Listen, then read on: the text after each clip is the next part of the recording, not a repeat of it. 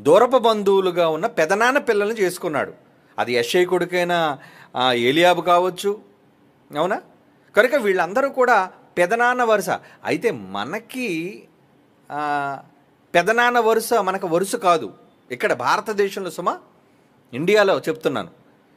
కానీ ఇస్లాం కంట్రీస్లో వాళ్ళంతా కూడా అన్నదమ్ముల పిల్లల్ని చేసుకుంటారు. మనకి ఎవరు వరుస అవుతారు? అత్త కుమార్తె వరుస అవుతుంది మనకి, అంతేనా? అక్క కూతురు మనకి భార్య కావచ్చు అని పెట్టుకున్నట్లుగా. కానీ ఇదే పద్ధతి యూదుల్లో అయితే మాత్రం లేదు సుమా, అంటే ఇస్రాయేలీల్లో అయితే మాత్రం లేదు. అలాగే ఇస్లాం వాళ్ళలో, ముస్లిమ్స్లో కూడా ఉండదు ఇది. ఎందుకంటే వాళ్ళు అన్నదమ్ముల పిల్లలు చేసుకోవటం అనేది ఎప్పుడో అబ్రహాము కాలం నుంచి ఆనవాయితీగా వస్తున్నది. కనుక ఏదో రెహబాము కొత్తగా చెల్లెల వరసున్నోళ్ళు చేసుకున్నాడు అని అనడానికి కాదు. కనుక ఈ వరసలు అనేవి మనం పెట్టుకున్నాం కనుక ఇది అనుకుంటున్నాం.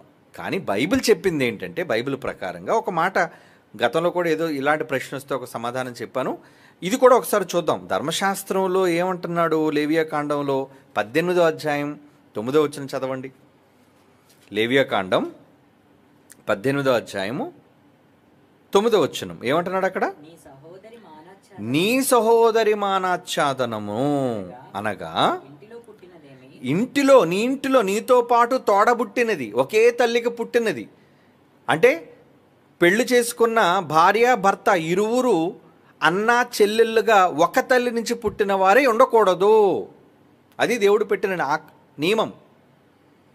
ఇద్దరూ కూడా ఒక తల్లి బిడ్డలు కాకూడదు. నీ సోదరి అనగా ఇంటిలో పుట్టినదేమి, వెలుపల పుట్టినదేమి, నీ తండ్రి కుమార్తె, నీ తండ్రి వలన పుట్టిన అంటే నీ తండ్రి కనగా వచ్చిన ఆడపిల్లల్లో నువ్వు ఆమెను వివాహం చేసుకోవడానికి నీకు వీలు లేదు అంటున్నాడు.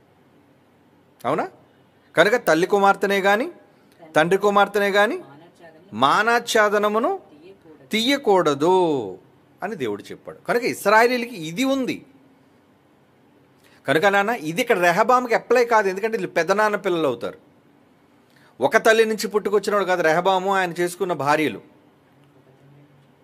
తండ్రులొకటి అంటే ఏంటి? అది కూడా ఒకే తండ్రి. అంటే నా ఉద్దేశం తాతలు. యెషై అనేది ఒక తండ్రి వరుస అవుతాడు.